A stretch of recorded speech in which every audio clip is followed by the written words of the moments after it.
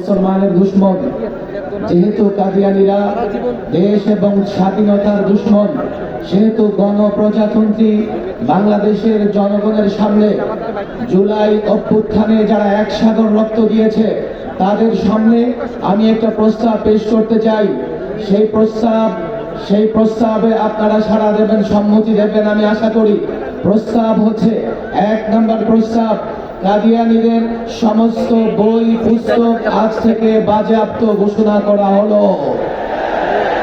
2 নম্বর প্রস্তাব হচ্ছে, আজ থেকে এই জনতার আদালতে, জনগণের আদালতে, দেশের মানুষের কাছে এই মর্মে প্রস্তাব পেশ করা হচ্ছে, আজ থেকে কাদিয়ানীদের অমুসলিম ঘোষণা করা হলো।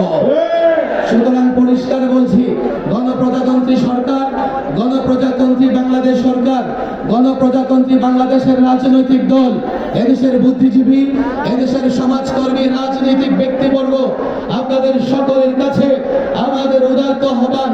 এদেশের প্রজাতন্ত্রের কর্মচারী, কর্মকর্তা সকলকে বলছি, যেহেতু জনতার আদালত থেকে ঘোষণা হচ্ছে, জনতার সমাবেশ থেকে ঘোষণা হচ্ছে কাদিয়ানীদের বই পুস্তক বাজেয়াপ্ত করতে হবে, ঘোষণা হচ্ছে কাদিয়ানীদের অমুসলিম ঘোষণা করা হচ্ছে, সেহেতু আজ থেকে বাংলাদেশের কোথাও কাদিয়ানীদের বই পুস্তক থাকতে পারবে না।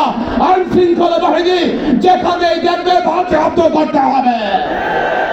যেখানে কাদিয়ানীরা মুসলমানদের কোন পরিভাষা ব্যবহার করবে, আইন শৃঙ্খলা বাহিনী তাদের বিরুদ্ধে ব্যবস্থা গ্রহণ করতে হবে।